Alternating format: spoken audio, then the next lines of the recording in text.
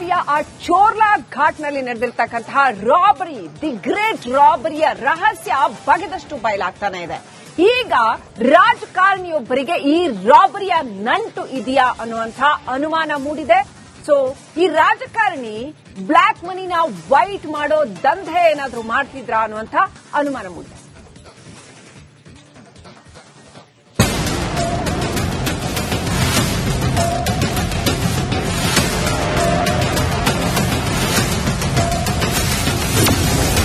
$400 ಕೋಟಿ robbery case audio leak. Gujarat ರಾಜಕಾರಣಿ ಪೊಲೀಸರು ಭಾಗಿ. ಬೆಳಗಾವಿಯ ಖಾನಾಪುರದಲ್ಲಿ ನಡೆದ 400 ಕೋಟಿ ರಾಬರಿ ಇಡೀ ದೇಶವನ್ನೇ ಬೆಚ್ಚಿ ಬೀಳಿಸಿದೆ.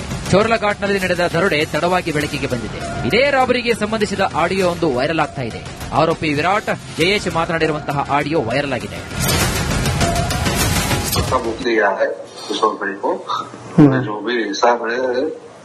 आश्रम को मैंने दे दिया है, अभी जो भी डिसीजन लेगा आश्रम डिसीजन लेगा और आश्रम के साथ मेरी बातचीत भी हो गई है.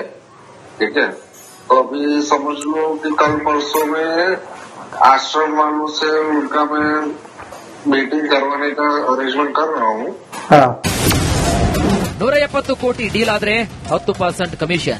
अगर डील होता है तो 170 करोड़ रहता है आता है, तो उसमें तुमको 10% जितना तो मिलेगा ही. ठीक है, मांडवाली होता है 2-5 करोड़ का, तो उसमें भी तुमको तो मिलने ही वाला है. बराबर. ठीक है, लेकिन क्या इतना बड़ा काम है और अभी क्या आश्रम में इन्वॉल्व है ना, तो इसके लिए थोड़ा स्लो चल रहा है. गुजरात राजकारणीयू शामिल. आता कसं आहे की त्याच्यामध्ये जो मध्यस्थी माणूस आहे तो मोठा आहे.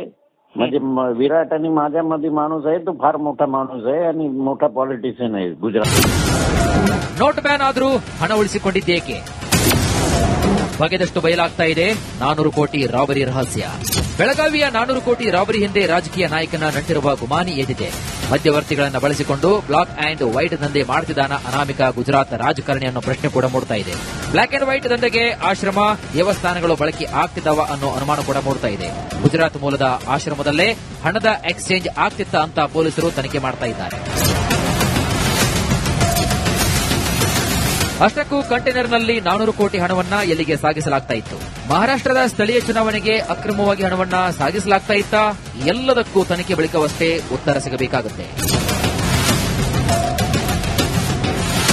Bureau report, Republic Kannada. ಬೆಳಗಾವಿಯ ಆ ಚೋರ್ಲಾ ಘಾಟ್ನಲ್ಲಿ ನಡೆದಿರ್ತಕ್ಕಂತಹ ರಾಬರಿ, ದಿ ಗ್ರೇಟ್ ರಾಬರಿಯ ರಹಸ್ಯ ಬಗೆದಷ್ಟು ಬಯಲಾಗ್ತಾನೆ ಇದೆ. ಈಗ ರಾಜಕಾರಣಿಯೊಬ್ಬರಿಗೆ ಈ ರಾಬರಿಯ ನಂಟು ಇದೆಯಾ ಅನ್ನುವಂಥ ಅನುಮಾನ ಮೂಡಿದೆ. ಸೊ ಈ ರಾಜಕಾರಣಿ ಬ್ಲಾಕ್ ಮನಿನ ವೈಟ್ ಮಾಡೋ ದಂಧೆ ಏನಾದ್ರೂ ಮಾಡ್ತಿದ್ರಾ ಅನ್ನುವಂಥ ಅನುಮಾನ ಮೂಡಿದೆ.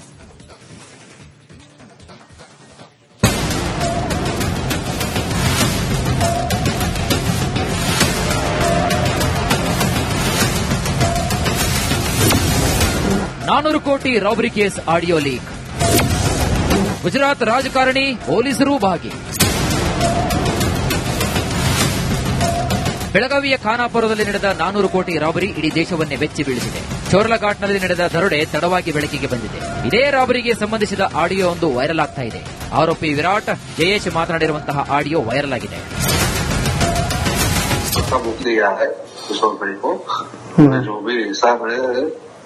आश्रम को मैंने दे दिया है, अभी जो भी डिसीजन लेगा आश्रम डिसीजन लेगा और आश्रम के साथ मेरी बातचीत भी हो गई है. ठीक है, तो अभी समझ लो कि कल परसों में आश्रम वालों से उनका मैं मीटिंग करवाने का अरेंजमेंट कर रहा हूँ. 170 ಕೋಟಿ ಡೀಲ್ ಆದ್ರೆ 10% कमीशन. अगर डील होता है तो 170 करोड़ रहता है आता है, तो उसमें तुमको 10% जितना तो मिलेगा ही. ठीक है, मांडवाली होता है 2-5 करोड़ का, तो उसमें भी तुमको तो मिलने ही वाला है. बराबर. ठीक है, लेकिन क्या इतना बड़ा काम है और अभी क्या आश्रम में इन्वॉल्व है ना, तो इसके लिए थोड़ा स्लो चल रहा है. गुजरात राजकारणीयू शामिल. आता कसं आहे की त्याच्यामध्ये जो मध्यस्थी माणूस आहे तो मोठा आहे. म्हणजे विराट आणि माझ्यामध्ये माणूस आहे तो फार मोठा माणूस आहे आणि मोठा पॉलिटिशियन आहे गुजरात. ನೋಟ್ ಬ್ಯಾನ್ ಆದ್ರೂ ಹಣ ಉಳಿಸಿಕೊಂಡಿದ್ದೇಕೆ? ಬಗೆದಷ್ಟು ಬಯಲಾಗ್ತಾ ಇದೆ 400 ಕೋಟಿ ರಾಬರಿ ರಹಸ್ಯ. ಬೆಳಗಾವಿಯ 400 ಕೋಟಿ ರಾಬರಿ ಹಿಂದೆ ರಾಜಕೀಯ ನಾಯಕನ ನಂಟಿರುವ ಗುಮಾನಿ ಎದ್ದಿದೆ. ಮಧ್ಯವರ್ತಿಗಳನ್ನು ಬಳಸಿಕೊಂಡು ಬ್ಲಾಕ್ ಅಂಡ್ ವೈಟ್ ದಂಧೆ ಮಾಡುತ್ತಿದ್ದಾನ ಅನಾಮಿಕ ಗುಜರಾತ್ ರಾಜಕಾರಣಿಯನ್ನು ಪ್ರಶ್ನೆ ಕೂಡ ಮೂಡ್ತಾ ಇದೆ. ಬ್ಲಾಕ್ ಅಂಡ್ ವೈಟ್ ದಂಧೆಗೆ ಆಶ್ರಮ, ದೇವಸ್ಥಾನಗಳು ಬಳಕೆ ಆಗ್ತಿದ್ದಾವ ಅನ್ನೋ ಅನುಮಾನ ಕೂಡ ಮೂಡ್ತಾ ಇದೆ. ಗುಜರಾತ್ ಮೂಲದ ಆಶ್ರಮದಲ್ಲೇ ಹಣದ ಎಕ್ಸ್ಚೇಂಜ್ ಆಗ್ತಿತ್ತ ಅಂತ ಪೊಲೀಸರು ತನಿಖೆ ಮಾಡ್ತಾ ಇದ್ದಾರೆ. ಅಷ್ಟಕ್ಕೂ ಕಂಟೈನರ್ನಲ್ಲಿ 400 ಕೋಟಿ ಹಣವನ್ನ ಎಲ್ಲಿಗೆ ಸಾಗಿಸಲಾಗ್ತಾ ಇತ್ತು? ಮಹಾರಾಷ್ಟ್ರದ ಸ್ಥಳೀಯ ಚುನಾವಣೆಗೆ ಅಕ್ರಮವಾಗಿ ಹಣವನ್ನ ಸಾಗಿಸಲಾಗ್ತಾ ಇತ್ತ? ಎಲ್ಲದಕ್ಕೂ ತನಿಖೆ ಬಳಿಕವಷ್ಟೇ ಉತ್ತರ ಸಿಗಬೇಕಾಗುತ್ತೆ. ಬೇರೆ ರಿಪೋರ್ಟ್, ರಿಪಬ್ಲಿಕ್ ಕನ್ನಡ. ಬೆಳಗಾವಿಯ ಆ ಚೋರ್ಲಾ ಘಾಟ್ನಲ್ಲಿ ನಡೆದಿರ್ತಕ್ಕಂತಹ ರಾಬರಿ, ದಿ ಗ್ರೇಟ್ ರಾಬರಿಯ ರಹಸ್ಯ ಬಗೆದಷ್ಟು ಬಯಲಾಗ್ತಾನೆ ಇದೆ. ಈಗ ರಾಜಕಾರಣಿಯೊಬ್ಬರಿಗೆ ಈ ರಾಬರಿಯ ನಂಟು ಇದೆಯಾ ಅನ್ನುವಂಥ ಅನುಮಾನ ಮೂಡಿದೆ. ಸೊ ಈ ರಾಜಕಾರಣಿ ಬ್ಲಾಕ್ ಮನಿನ ವೈಟ್ ಮಾಡೋ ದಂಧೆ ಏನಾದ್ರೂ ಮಾಡ್ತಿದ್ರಾ ಅನ್ನುವಂಥ ಅನುಮಾನ ಮೂಡಿದೆ.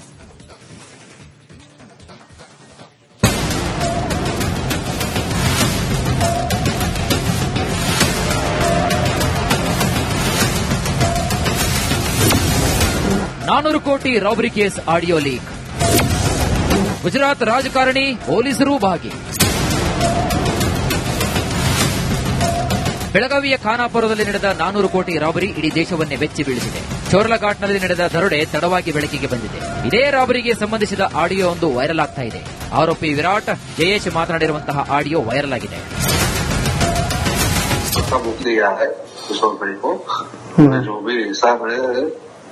आश्रम को मैंने दे दिया है, अभी जो भी डिसीजन लेगा आश्रम डिसीजन लेगा और आश्रम के साथ मेरी बातचीत भी हो गई है.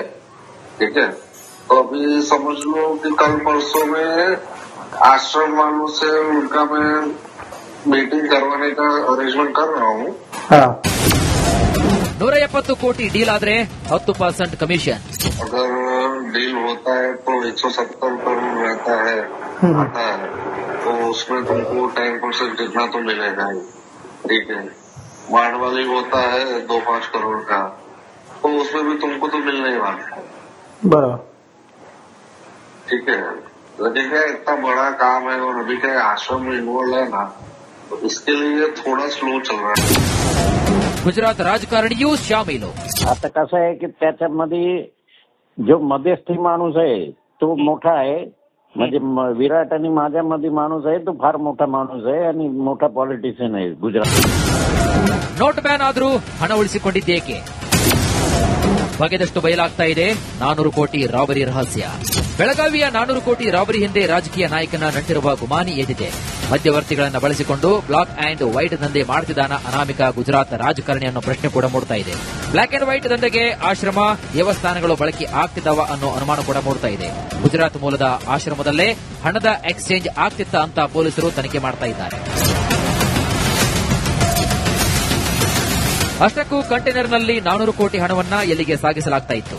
ಮಹಾರಾಷ್ಟ್ರದ ಸ್ಥಳೀಯ ಚುನಾವಣೆಗೆ ಅಕ್ರಮವಾಗಿ ಹಣವನ್ನ ಸಾಗಿಸಲಾಗ್ತಾ ಇತ್ತ? ಎಲ್ಲದಕ್ಕೂ ತನಿಖೆ ಬಳಿಕವಷ್ಟೇ ಉತ್ತರ ಸಿಗಬೇಕಾಗುತ್ತೆ. ಬೇರೆ ರಿಪೋರ್ಟ್, ರಿಪಬ್ಲಿಕ್ ಕನ್ನಡ.